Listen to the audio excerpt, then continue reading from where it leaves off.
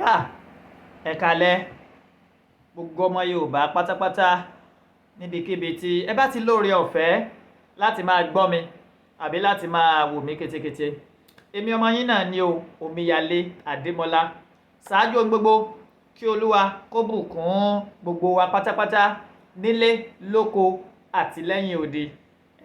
Mo wá kí bàbá mi Àdìsá ọmọ Adéyẹmọ akùkọ gàgàrà tó gorí àpáta lọ rèé lé téńté ojú tó lé ojú tó ko olówó orí ọkọ tó yọ̀ sí ọkọ Adérọ́pò bàbá Michael bàbá Ronaldo bàbá Àṣàbí bàbá Yọ̀mídé bàbá Dámilọ́lá lágbára lọ́wọ́ Ọlọ́run ẹ ní dààmú nú ayé ẹ dẹ̀ kú akínṣe ẹ kú òdúró ti ìran Yorùbá.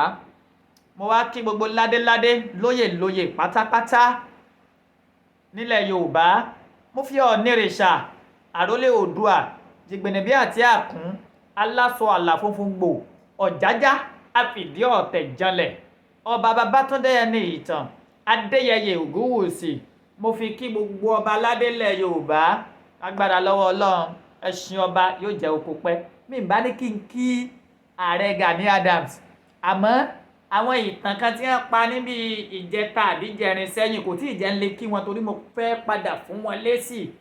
Bẹ́ẹ̀ bá fẹ́ joyè kóyè ìtàn kítàn lèèyàn mọ̀ pa. Bẹ́ẹ̀ bá fẹ́ jẹ ibà ẹ dúró sórí ibà kẹ́ ẹ gbé oyè Ààrẹ Ọ̀nà Kakanfò sílẹ̀ ọ̀rọ̀ ọjọ́ mi ni. Mo wá kí gbogbo ẹ̀yin aráàlú Ọ̀wọ̀ pátápátá gbogbo ọmọ bíbí ìlú Ọ̀wọ̀ mo kí yín o ẹ kú ara fẹ́ra kù ẹ kú ara fẹ́ra kù akọni ọmọ ọkọ Yorùbá.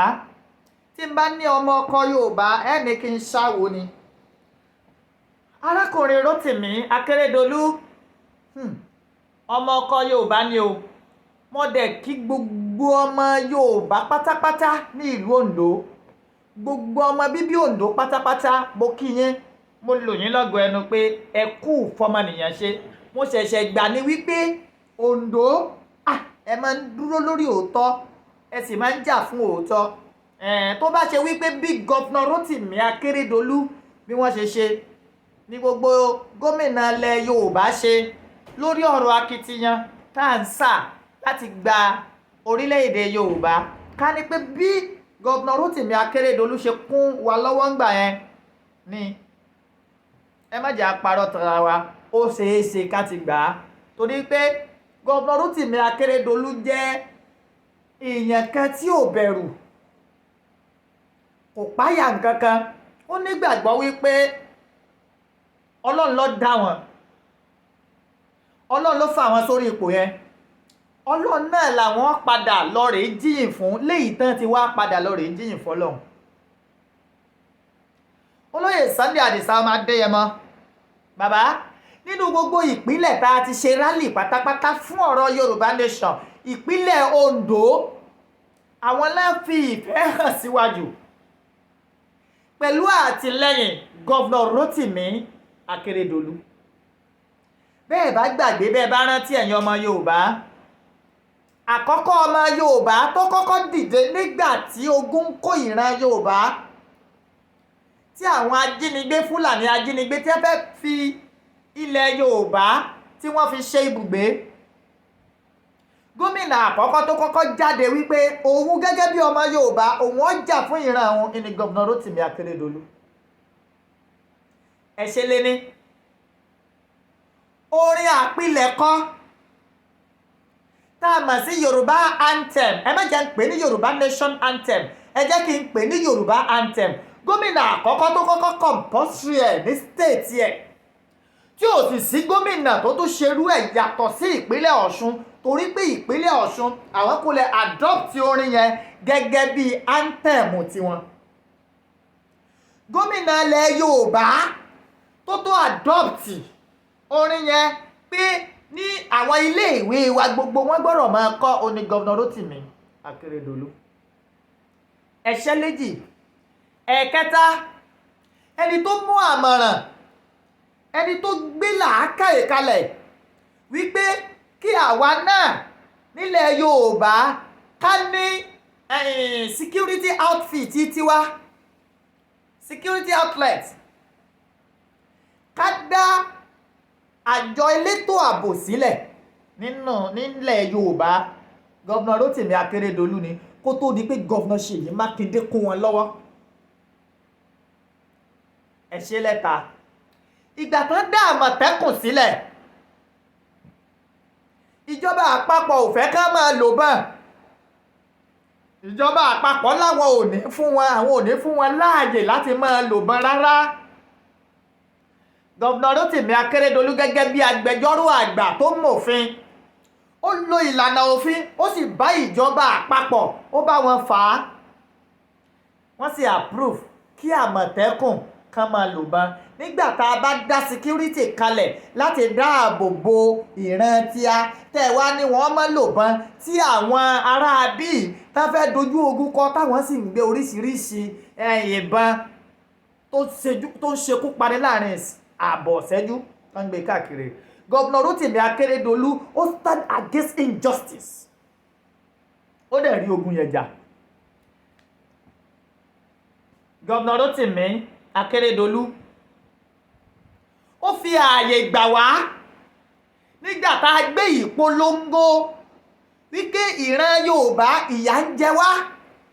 nígbà tá a gbé ìpolongo yẹn lọ sí ìpínlẹ̀ Ondo, ẹ ń bá lórí ọ̀fẹ́ láti wo bàbá wa olóyè Sunday Ìgbòho jọ́nà ẹ rí i pé orí mọ́tò Àmọ̀tẹ́kùn ni wọ́n dúró sí tán ti ń sọ̀rọ̀. kò sí gómìnà kankan tó ṣerú ẹ̀. gómìnà ìpínlẹ̀ Ondo fún wa ní Àmọ̀tẹ́kùn láti dáàbò bò wá torí pé wọ́n rí nígbà náà pé ẹ̀tọ́ wa ni là ń jà fún. kò sí gómìnà ilẹ̀ Yorùbá kankan tó ṣerú ẹ̀. Gọ́vnà Rótìmí Akeredolu wọ́n dúró fún òtítọ́. tẹ́ bá sì wá gbàgbé ẹ̀yin ọmọ Yorùbá, kété tí gbogbo nǹkan yìí tí ẹ rí ọwọ́ tí Gọ́vnà Rótìmí Akeredolu ń gbé pé ó fẹ́ gba ìran rẹ̀ kúrò lọ́wọ́ ọ̀yà, ìyẹn bẹ̀rẹ̀ ogun pẹ̀lú Rótìmí Akeredolu. ẹ wo ìkọlù tí wọ́n ṣe sí ìlú Ọ̀wọ̀ ní June 5, 2022 tí n bá gbàgbé.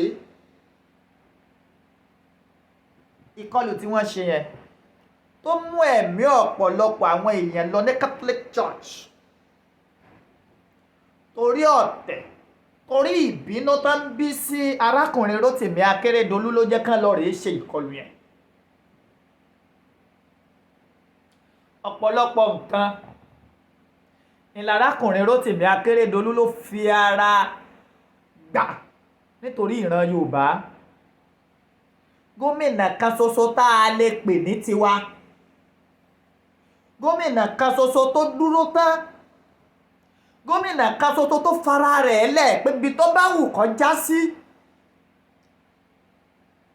òun náà ni ta ni? arákùnrin Rótìmí Akeredolu tí gbogbo èèyàn mọ̀ sí Àkẹ́tì. ẹ̀yin ọmọ Yorùbá, ẹ̀yin ọmọ kóòtù òjìbí, ẹ̀yin ọmọlúàbí, bá a bá ṣe ayẹyẹ òkú arákùnrin Rótìmí Akeredolu, ó tó bẹ́ẹ̀, ó jù bẹ́ẹ̀ lọ fún ohun má lè gbàgbé tó ti ṣe fún ìran Yorùbá gẹ́gẹ́ bí ọ̀kan ṣoṣo ọmọ ọkọ ìran Yorùbá, gẹ́gẹ́ bí ọ̀kan ṣoṣo tó dúró fún òótọ́. Abí arákùnrin Rótìmí Akeredolu ní July 21st 1956, ó dẹ̀ papòdà ní 27 December 2023. ó jẹ́ agbẹjọ́rò àgbà lórílẹ̀‐èdè Nàìjíríà. ó kàwé, ó gboyè rẹpẹtẹ torí pé arákùnrin Rótìmí Akeredolu ó jẹ́ ọmọ bíbí ìlú Ọ̀wọ̀.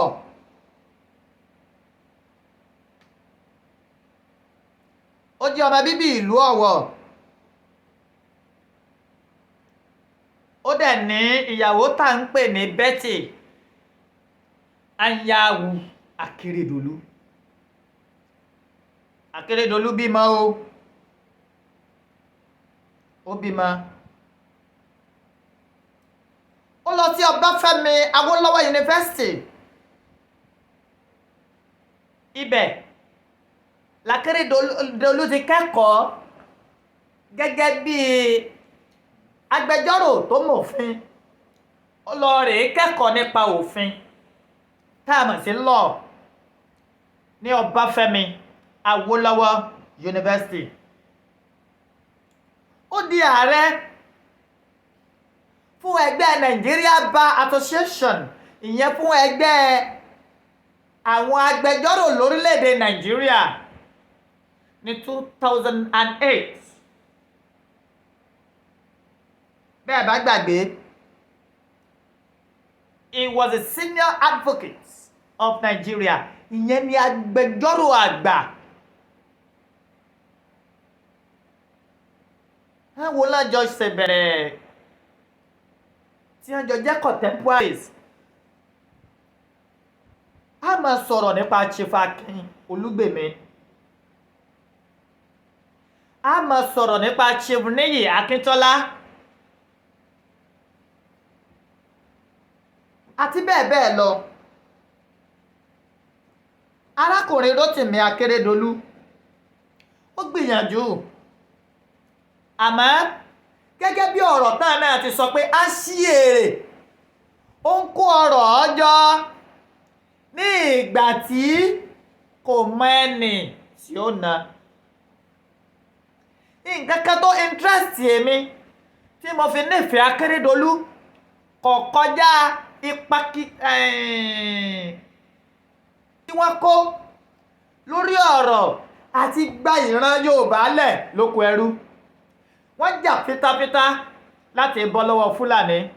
Wọ́n jà fitafita láti rí wípé ìran Yorùbá kúrò nínú bondage tí àwọn Fúlàní kó wọn sí. Láì fi ti President Muhammadu Buhari ìgbà náà láì fi ṣe. Ẹ̀yin ọmọ Yorùbá, kò sẹ́dá náà láyé tó lè rìn torí ò ní mí o. Kò sẹ́dá tó lè wà tí ò ní ní kùdìẹ̀kùdìẹ̀. Gbogbo kùdìẹ̀kùdìẹ̀ èyí ó wù kárákùnrin Rótìmí Akérédolú wulẹ̀ wù kó ní.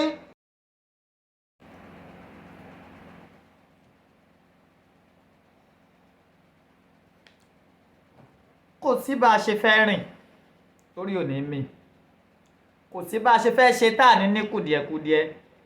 Mo wá rọ gbogbo èèyàn pátápátá, ẹ jẹ́ á wá máa wo ti ọwọ́ ìgbà tí ìran Yorùbá tá a wà ní inú hílà hílo tó jẹ́ pé Akérédolú nìkan ni gómìnà tó dìde. Ìyẹn máa ń jẹ́ kémi ó gbé fún un. Mo wá fẹ́ ká wá wo gbogbo nǹkan yòówù tí ọba àti ìṣe tó ti ṣe láìdáa ká fojú fò. Akitiyan ká má parọ́ fúnra wa. Rótìmí Akérédolú láyà. Kò sí gómìnà ilẹ̀ Yorùbá tó dáwò yẹn kó lọ scot free. Àmọ́ dáwò ọlọ́ndẹ̀ gbà fún. Gómìnà kan ṣoṣo, ẹ̀yin ọmọ Yorùbá, ẹ má jẹ́ á gbàgbé, gómìnà kan ṣoṣo tó support Yorùbá nation Akérédolú ni. Gómìnà kan ṣoṣo tó jẹ́ kí ìjọba àpapọ̀ mọ̀ pé tí ìran Yorùbá bá ní tìran Yorùbá ni Akérédolú ni o. He stood against injustice. Àmọ́ kòkòrò òjì á gbádùn obì tó gbó. Kòkòrò òjì á gbádùn obì tó gbó. Ikú ti mẹ́ni re lọ. Rótìmí Akérédolú ó dìgbà o. Ó tó di bẹ́ni bá ń jọ ni. Ó tó di bí èèyàn bá ń jọyàn. kò sọ́mọ Yorùbá tí ò ní testify wípé Akeredolu ó gbìyànjú níwọ̀nba mi ń sọ in terms of infrastructural development ní ìpínlẹ̀ Ondo bọ̀ mò ń sọ pé kéèyàn dìde fún ìran rẹ̀ lásìkò tí ìyà ń jẹ wọ́n. Akeredolu gbìyànjú. Ọlọ́run kó wá wo ti ìgbìyànjú yẹn kó bá wa dárí gbogbo àṣìṣe rẹ̀ jìn. Ẹ̀yin ọmọ Yorùbá, one of the strongest pillar of Yoruba nation is gone. Àwáyé ikú kan ò sí, gbogbo wa la lọ, gbogbo wa la dìtàn. Ohun tí Rotimi Akeredolu ìwọ̀nba àgbìyànjú tó gbà òun la sọ yìí, ìwọ̀nba tó ṣe ìlàròyìn yìí. Olóyè Sunday Igboho Òòṣà náà ti kọ̀tàn tí ò ní tán.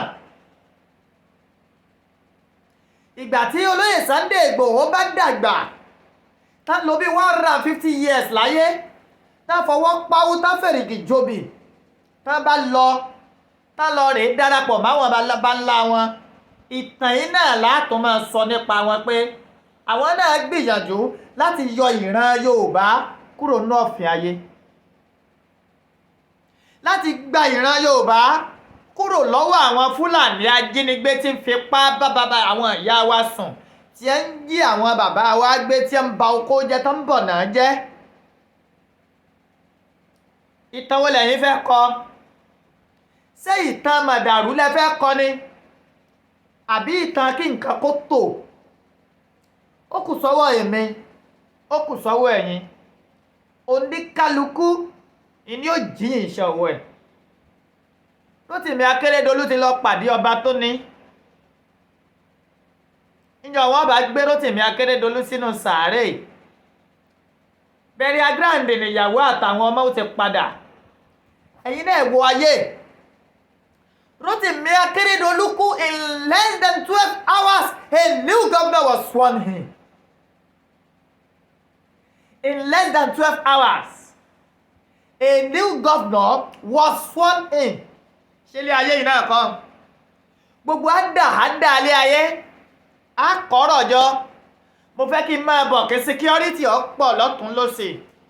Gbogbo yà fún wèrè ní táwọn ọlọ́pàá ọmọ fọn tẹ̀lé a onda. Akeredolu ti lọ after battling ailment for many months, many weeks. Ẹ̀yin náà wò ó, ìgbàgbára lẹ́yìn ní gbélẹ̀.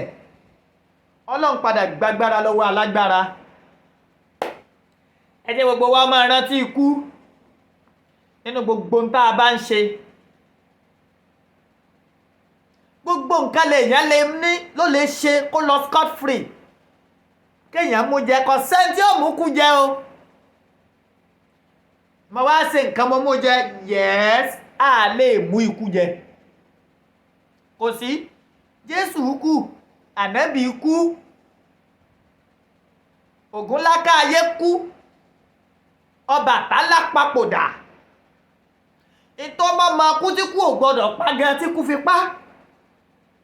Kí ló wá kù? Ikú má pa yìí, ikú pa. Àwáyé ikú kan ò sí o, la ṣe ní ẹ̀jẹ̀ àgbáyé ṣe rere. Ẹ̀jẹ̀ akọ̀tàn tí ò ní tán. Bóyá tàn rẹ̀ ló máa kọ́. Bóyá tàn dáadáa náà ni máa kọ́. Oníkálukú ni ó jí iṣẹ́ ọwọ́ ẹ̀. Ẹ̀dá kan ò sì ní gbàlùbọ́sà kó wù ẹ̀fọ́. Ohun tá a bá gbìn ìní ó wò iná lásìká. Gbogbo ìwà oníkálukú Ọlọ́run wò. Akeredolu is gone. Bí ẹ bá lákúdà ayá wà, ajẹ́pá tó máa rí lórílẹ̀-èdè mi kì í ṣe Nàìjíríà mọ́. Akeredolu ti lọ. Ọlọ́wọ́ tìlú Ọ̀wọ̀ ẹ̀kọ́ ara fẹ́ra kù. ẹ̀yin ọmọ bíbí ìlú Ọ̀wọ̀ ẹ kú ara fẹ́ra kù ọmọ dáadáa, ẹ kú ara fẹ́ra kù akíkanjú ọmọ. èmi gba Rótìmí Akérédolú ní akíkanjú ọmọ. tá a bá pè èèyàn ní Ààrẹ Ọ̀nà Kakanfò ó tọ́ sí Rótìmí Akérédolú torí wípé kíni ó dúró gẹ́gẹ́ bí ọmọ ogun. ó dúró kọ pàtàkì tàn torí kó lè jogúnkógún. Rótìmí Akérédolú ò pera rẹ̀ ní tí ò jẹ́ torí kó lè bá ṣe kíni kó lè bá rí tí ò yẹ ó rí. ó dúró tìran Yorùbá ànígbàgbé ẹ̀. Àmọ̀tẹ́kùn Yorùbá anthem tó fi lọ́lẹ̀ ní ìpínlẹ̀ Ondo pé wọn ò gbọ́dọ̀ mọ̀mọ́ ká. iṣẹ́ wa fúnlẹ̀ wá orílẹ̀ ibi wá. Akérédolú, we would forever remember you and we will continue. We will really miss you. We will really miss you. We are missing you already. You are gone. Gbogbo ẹ̀yin ọmọ Yorùbá nílé lóko àti lẹ́yìn odi, ẹ jẹ́ á rí Rótìmí Akérédolú gẹ́gẹ́ bí màláíkà kan láàyè tiẹ̀ tó jíṣẹ́ fúnran Yorùbá tó sì ti bọ́ lẹ́nu ọkọ̀ tó ti lọ. kọ́lọ́njọ́ lóye Sunday Ìgbòho ṣáná ó pẹ́ láyé, pẹ́ bí ewé àpẹ́, ká má fojú sunkún ọmọ, ká má fojú sunkún aya. kárí ìtàn rẹ̀ ń tà ń kọ́ ń pa wọn yìí, kárí ikọ́ délẹ̀. àti gbogbo àgbààgbà ilẹ̀ Yorùbá tọ́jàgbà rẹ̀ là ń sọ, kì í ṣàgbà dandandandan, kì í ṣàgbà tí ń pìtàn kì í tán o. kì í ṣe àgbà tí ń pa ìtàn kì í tàn tóró fẹ́ joyè kóyè.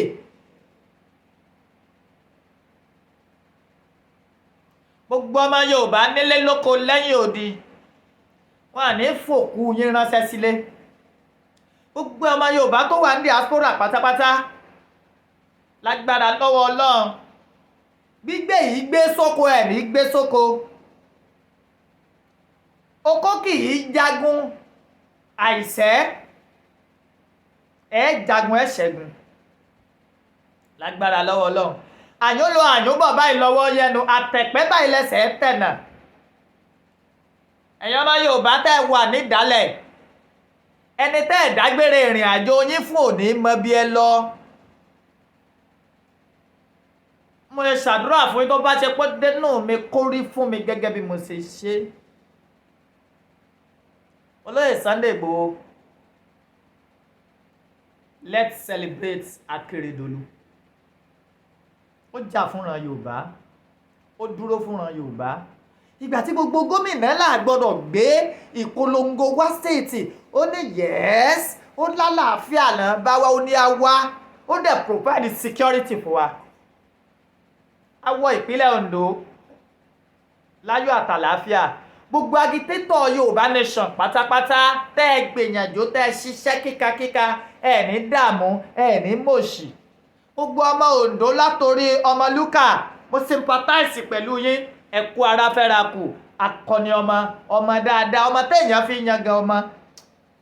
ká fi tẹ̀gàn kún, ká tó mú tẹ̀gàn kú o. Akérédolú ṣe é fi yangàn.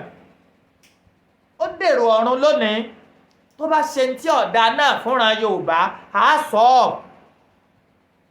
àmẹ́yìn tó ṣe ẹ̀jẹ̀ akí, ẹ̀jẹ̀ àyìn.